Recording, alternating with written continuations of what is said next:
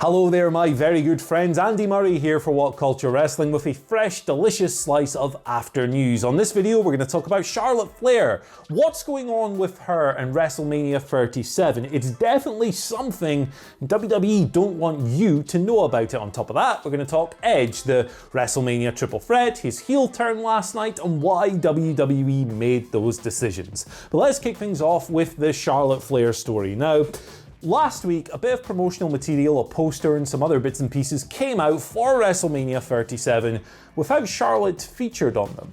And that was interesting because Charlotte has been featured on a lot of the posters and the graphics and everything else for WrestleMania. Understandably so, she's one of WWE's biggest full-time stars. This got a lot of people speculating, got a lot of people thinking, hey, why isn't Charlotte on this? That's weird. Dave Meltzer spoke about the matter today, offering some new details on Wrestling Observer Radio. They spoke a little bit, Dave and Brian Alvarez, about how Charlotte's going to do the Walking Tall movie, the remake of the Rock movie. That'll occupy a bit of her time, but it doesn't relate to her and WrestleMania. Direct quote here, I'll just read the whole thing. As far as Charlotte and WrestleMania goes, they're definitely avoiding me on that one. So they being Dave's sources in WWE.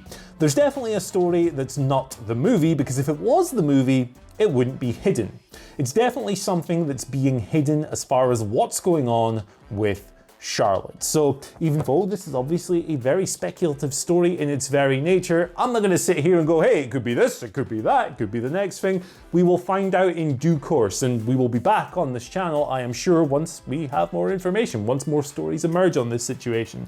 But it's interesting to think that Charlotte Flair might not be a part, potentially, maybe, of WrestleMania. She's been at the forefront of WWE's positive women's wrestling movement for the longest time. I mean, sure, your Becky Lynch's, your Sasha's, your Bayley's, Asuka, all these people have been very important as well, but Charlotte's been kind of like the centerpiece for a long time. She's the one WWE always go back to. She's the one who's going to break her father's record of 16 world championships before she retires. And it's kind of weird to think of like a WrestleMania that might not have her on it while she's seemingly fit and healthy, particularly as it looked for a while like her program with Lacey Evans was going to go all the way to Mania, maybe with the Raw Women's title on the line.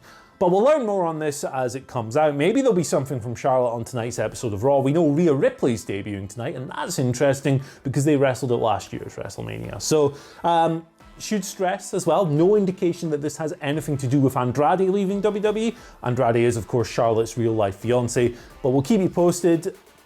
Keep it logged, pay attention, whatever. We'll bring you more information on this as we have it. Okay, let's talk Edge. So last night at Fastlane, he appeared to turn heel, attacking Daniel Bryan and Roman Reigns with a steel chair during their awesome main event at Fastlane. Now, we've since learned that match, that Universal title match at WrestleMania, is no longer just Edge versus Roman Reigns. Daniel Bryan's in there now. It's a triple threat, it's a freeway. They've been teasing this on TV. But why have WWE done this? What led to this decision? What motivated them, you might ask? Well, Dave Meltzer spoke about this again on Wrestling Observer Radio today, and a bunch of different stuff went into it, but at the end of the day, it's just Vince being Vince. So there was a story recently that Vince had ripped up much of the WrestleMania card. He wanted changes, he wasn't happy, he wasn't excited by what he saw written down.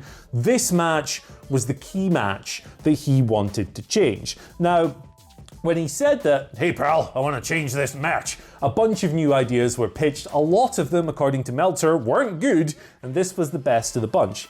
I think it's a good idea. I think it's going to be a better match. But anyway, why would they do this? You might instantly think, well, maybe they're going to cheer Roman. Maybe the crowd's going to cheer Roman because he's awesome. And this Edge comeback has been pretty good, but it hasn't really connected to the same level. If they cheer Roman and boo Edge, they're going to mess the whole goddamn show up. Those pesky fans, they're going to sabotage it.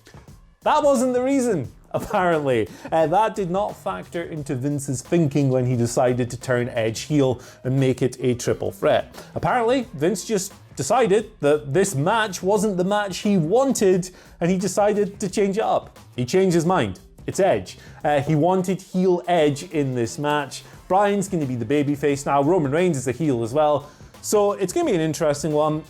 Dave and Bryan, as well, on the radio, did say that they think as well it'll be a better match. I think it'll be a better match. Daniel Bryan's one of the greatest wrestlers of all time. And Roman Reigns is sick, Edge is sick, but that program wasn't quite meshing, was it? It's kind of stuck in second or third gear, not getting over the top in the way we would have liked. So it's a positive change all around, I think. But it's interesting to learn that this isn't worrying about crowd reactions or anything like that. It's just Vince going, yeah, sure, whatever, just do that. But Vince is gonna Vince, that's what he does. He changes his mind and, you know, life goes on. Death, taxes, and Vince McMahon not sticking to a plan. Life's three certainties. Anyway, thank you for joining us for this delicious slice of afternoons. I've been Andy Murray. You can follow us on Twitter at WhatCultureWWE and myself at Andy H. Murray, where you can tell me how wrong I am. I've gone for that outro, not the H, because I couldn't be bothered thinking one up. It's almost time for me to finish work, man. I'm not very creative at this time of day. Leave me alone. Goodbye.